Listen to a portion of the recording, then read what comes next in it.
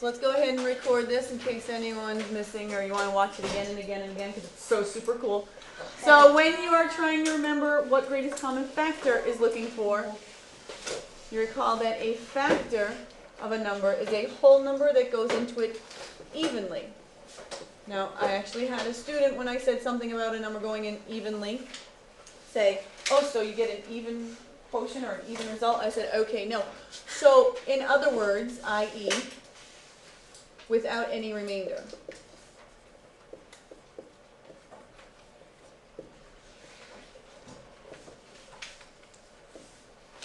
So by evenly, it means without any remainder. So factor goes into it evenly. If I'm looking for the greatest common factor, my answer better be something that will go into those numbers. You can find the greatest common factor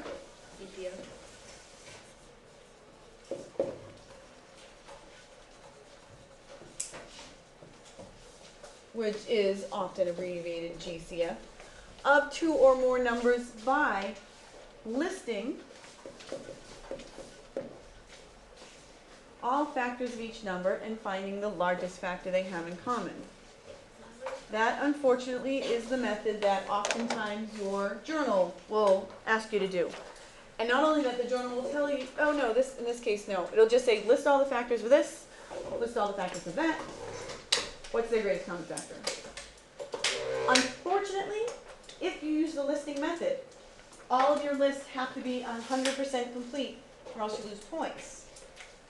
Sometimes because you don't actually find the one they have in common that's biggest, and other times just because listing method has to make sure you list all factors. So if I had a number like 24, some of you have done factor rainbows in the past. I kind of do it without actually drawing the rainbow. And I just go in order until I find the other side of the rainbow with the pot of gold. No. So I go in order. I say one always goes into everything evenly. That's, yeah. So 1 goes in, and then 2 goes in because my wonderful divisibility rules. 3 goes into it evenly. 4 goes into it evenly. Divisibility rules, but also I know my multiplication facts. 5 does not go into evenly. And then when I get to 6, I'm now on the other side of my rainbow. So I no longer have to think each number one at a time.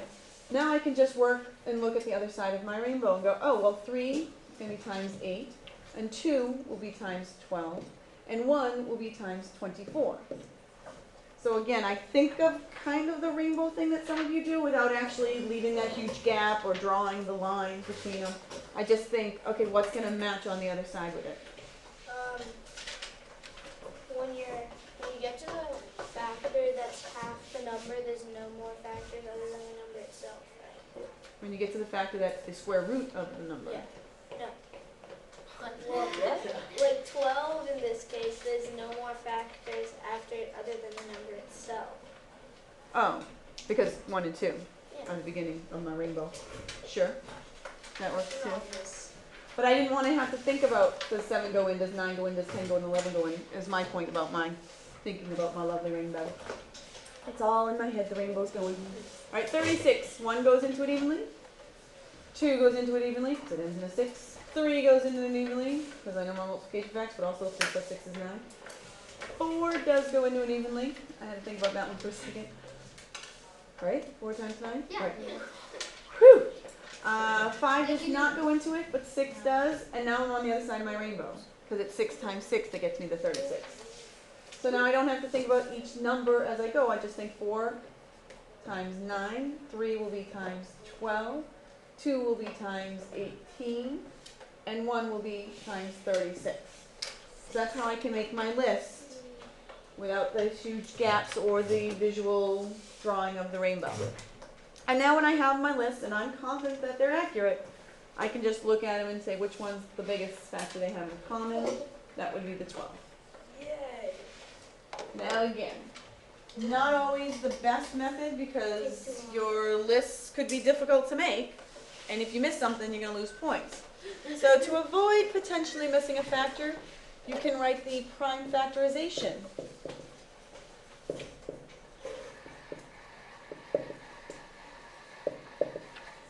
Of each number. And the GCF is the product, bless you, of their common prime factors.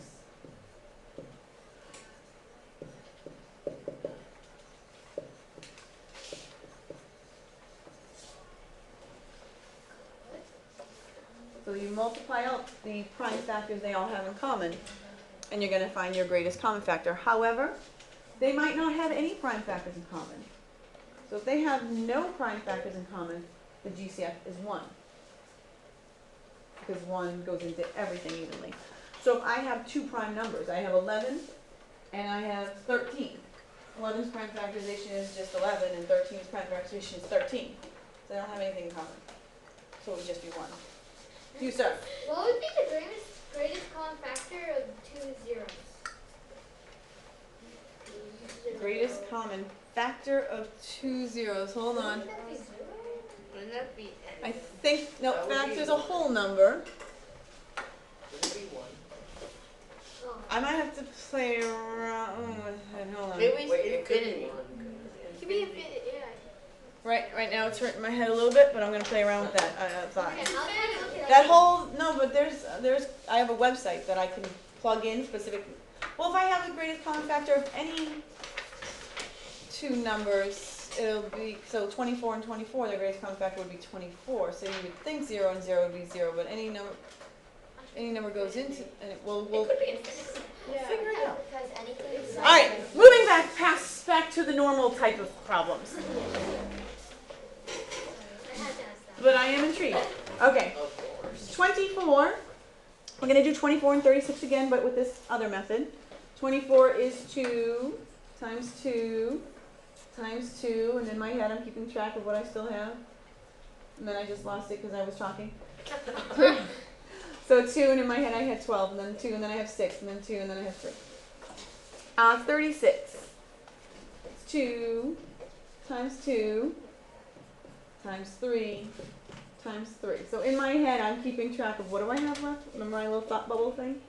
Oh no, that's the part we didn't do in the notes. It's in the video. Oh, you're gonna love it. And then when I'm done doing that method, I confirm, yes, because 4 times 9 is 36, or 6 times 6 is, I always confirm because I like to make sure I have accuracy before I try to use those numbers. Now my greatest common factor, both of them have a 2. Both of them have a second 2. Both of them do not have a third 2. Only that one does. Both of them have a 3. But both of them do not have a second 3. Only that one does. So therefore my greatest common factor is 4 times 3, or 12. Yes, ma'am.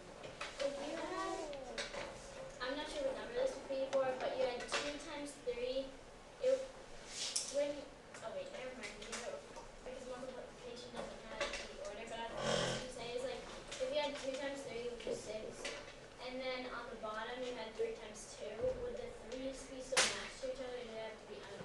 Well, they don't necessarily fall under each other. Like this one I grabbed from here and there. I just don't grab it from here and there in case this ends up being useful for something else. When we have 3 numbers, you're going to see I try to sort of just grab them and identify that they're all in common. Yes, sir. For LCM, do you do the same thing? What? We're just doing greatest common factor. Stop trying to mix up my abbreviations. I actually then throw in a fractions lesson tomorrow just to sort of buffer it, because of the fact that they are so frequently confused. So we'll talk about that on the day after tomorrow, Thursday? Thursday. Whatever that day might be. Okay. So 32. Here my brain goes again. 2, 2, 2, 2, 2. So 32 is 2 times 2 times 2 times 2 times 2. It really, really is. 40 is 2 times 2 times 2 times 5. And then 80 is just twice as big, so it's the same thing but with another 2.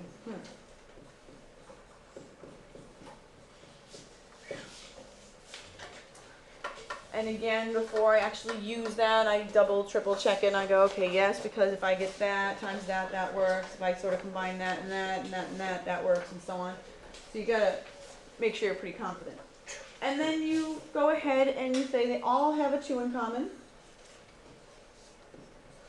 They all have a second 2 in common. They all have a third 2 in common. They all do not have a fourth 2 in common. 2 of them do, third one doesn't. They all do not have a 5 in common. So that's it. 2 times 2 times 2. So we have 4 times 2 is 8. So when you have more than 2 numbers, you have to look for those prime factors that are in every one of their prime factorization. Now there's a shortcut though. It's kind of like a guess and check. You're guessing and trying to guess as big of a common factor as you can, and then you check to see if maybe they have anything else that you could have divided out as well. So does everyone have those notes so far? Yep. Yeah. I'd be clearing the ink. Oh no, that didn't say clearing, that said help. No, for real, I don't want that. Well, this Come on now, behave yourself. Ah, now the ink is clear and this is in my way. Alright, scrolling down. Inverted division. This one, I didn't know formally that there was this method, so when I was doing bigger numbers, I did a guess and check similar, except I used a factor tree, and I tried to guess as big of a common factor as I could, and then I saw what else was left over and see if that had anything in common. But this is just a more organized way to do that. So a shortcut to find GCF uses inverted division to divide out any factor all numbers have in common. So you try to guess as big as you can, essentially. And seeing which numbers remain, check for additional common factors. And then the GCF is going to be the product of all those common factors you were able to divide out. So your sheet has this sort of split up a bit. Right? Yeah. Yep, from the application. So over here, I have 72 and I have 48. So raise your hand if you can take a guess on what you think we could divide out of 72 and also divide out of 48. Doesn't have to be a prime number. 12. Good guess. Wanted to see if that was the final answer. 12. So we're going to divide a 12 out of 72. Some people prefer to put a comma in there so that they can keep things nice and separated. I'm going to divide out a 12 out of 48. So who can tell me what we get when we divide 12 out of 72? 6. 6. And what do we get when we divide the 12 out of the 48? 4. 4. So the reason I had to pause is because I was like, ooh, is 12 the greatest common factor? Now that I look at the 6 and the 4, is there anything I can divide out of those numbers? 2. 2. So the reason I went on with her 12 is because now I see that I could still divide out a 2. So 12 was a very good guess, but looking at the result of it, I could still have a 2 that I divide out. When I divide a 2 out of the 6, I get 3 left behind, and divide 2 out of the 4, I get 2 left behind. And those don't have any additional factors that could be divided out. So my greatest common factor is going to be the 12 times the 2 that I found to get a total of 24 as the greatest common factor. So this is a little bit of a guess and check. Try to guess as big a number as you can, and then check to see if there's anything else that they have in common as a factor. The next example has 86, 32, and 40. So who wants to take a guess on what we might divide out of 86, 32, and 40? Yes, sir? 16. You can divide 16 out of 40. No. Oh, and 32. And 32, but What do you think? 8. No. You can divide 8 out of 86. 32 No. and 40. So it also helps you because you need to physically divide out this guess that you're trying to make. What do you think? 4. You can divide 4 out of 86? No. So this is really guess and check because we keep guessing and we check and no. And then we get no. Because what can we divide out of there? 2. Woohoo! And it turns out 2 is the biggest thing we can divide out of there. Wow. So we got 43, we got 16, we got 20. And there's nothing else that can be divided out of those. Because there was 43. 43, guessing that might be a prime. Yeah. And so here we just get the 2. So it's a bit of guess and check, either guessing really large numbers and going, did I get everything? Or guessing large numbers and going, oh, that doesn't work after all. Oh, no, that doesn't. Anyway, so that's another method. When we have a quiz,